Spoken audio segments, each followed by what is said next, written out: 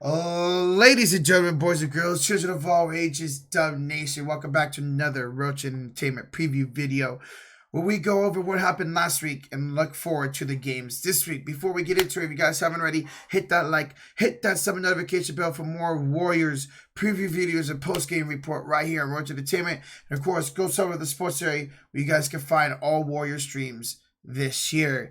So, last week was a good week for the Golden State Warriors. 2-1.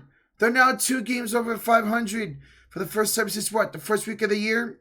You know, it started off last week against the Dallas Mavericks where the Warriors were on the road, and they looked like the Warriors were on the road.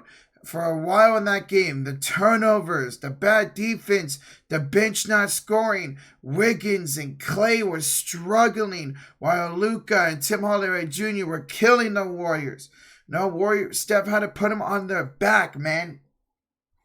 So again, a day on the road where the Warriors just did not let themselves. They end up only losing the game by 3 points.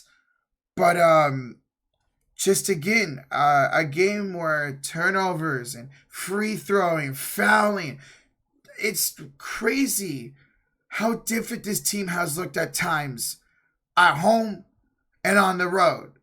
So GG's Mavericks fans, it was a good win for y'all. Your role players just stepped up like Josh Green. Josh was saying it. That was a game that needed to get Tim Hardaway going and some of the role players going. And it sure helped Tim Hardaway. He was great that night. The role players were doing what they needed to do. Spencer Dinwiddie got ejected for hitting Jordan Poole.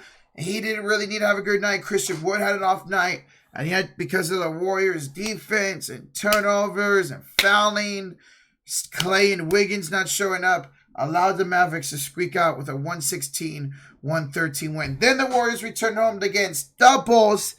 First quarter was entertaining. It was great. Warriors dominated the second and third quarter.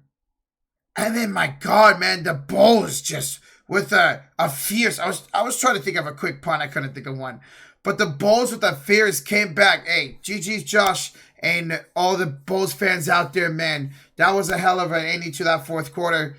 They came back. The Warriors kind of just let their foot off the gas, went cold. Defense wasn't showing up. The Bulls were hitting their shots. But outside of that, the Warriors played a really solid game. They were at home. You expect that to happen. Wiggins again kind of struggled.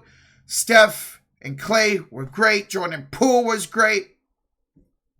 So they really picked up the slack for Andrew Wiggins. And again, the Bulls came back. That was an entertaining fourth quarter, man. The Warriors with another home win. And then on Saturday, the Warriors beat the Rockets 121-101.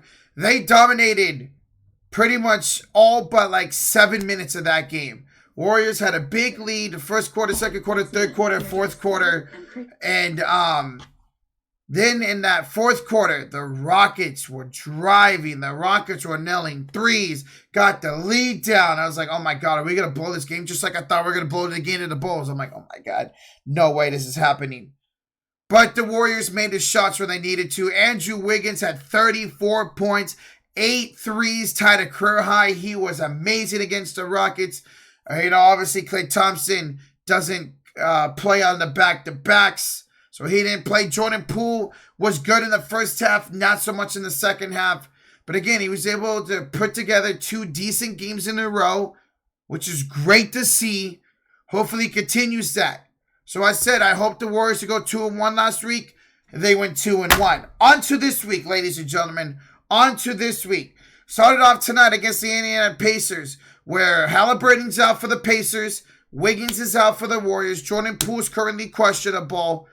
I expect a win tonight regardless. Halliburton being out is kind of a big deal over there. He's the guy who creates the plays, has the big IQ plays, nails down his shots.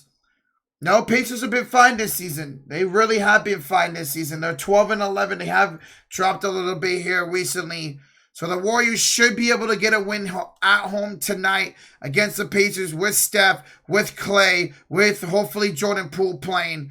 It would suck to be without 2 of your top 4 scorers in JP and Wiggins. If that's the case, Draymond and Clay and Steph will have to hold down the fort. Then you go on the road for one game. You go on Wednesday against the Utah Jazz, a team you just beat a week ago. Friday at home. Utah has been falling as well, ladies and gentlemen. They have been falling as well lately. So even though you're on the road, this is a game where you can get in rhythm on your road and look for another road win. Since Mike Conley's gone down, Utah just hasn't been the same. Lowy Market and still a beast. Utah's good at home. Warriors are bad on the road. But I expect them to win this game. Play good basketball. Play Warriors basketball. And get the win. It's not going to be easy. We know how we play. I was just mentioning about the Dallas game. The only road game last week. Well, our defense was terrible. We weren't shooting well. We were fouling. So long as the Warriors can just get on a roll on the road, man, we'll be all right. Hopefully that starts Wednesday in Utah. And then Saturday, ladies and gentlemen, it is the NBA Finals rematch. The Warriors are home to take on the Boston Celtics.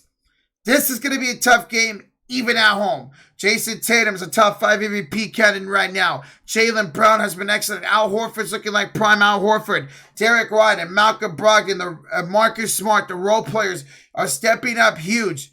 Warriors are going to have to be on their A game. I'm talking about defensively, offensively, not fouling. This is a game the Warriors definitely could lose. I could see them going 1-2 this week. I could also see them going 3-0. They are at home.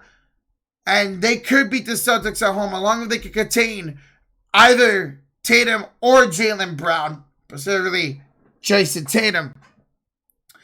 But I'm going to mark that down as an L. I think the Celtics could come into Golden State and get that dub. Again, we'll see though. Warriors at home have the tie for the best home record in the NBA. You never know what's going to happen.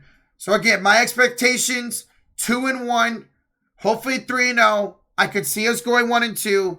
Better not go 0-3, obviously. You're 2 games over 500. You're starting to pick up wins now. Draymond's playing really well. Steph's being Steph for the most part. Clay's been way better lately. Andrew Wiggins, outside of those 2 games, has been excellent.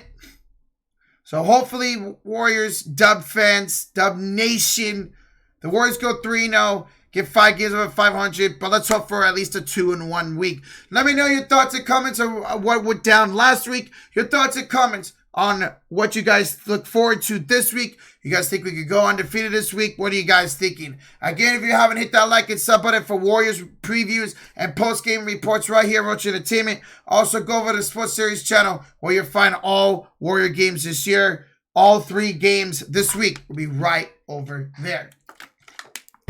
So thank you guys for watching this video. Hey, Dub Nation, let's start getting these wins again, man. Let's keep it rolling. Let's get the good vibes going. And let's hope the champs look like themselves.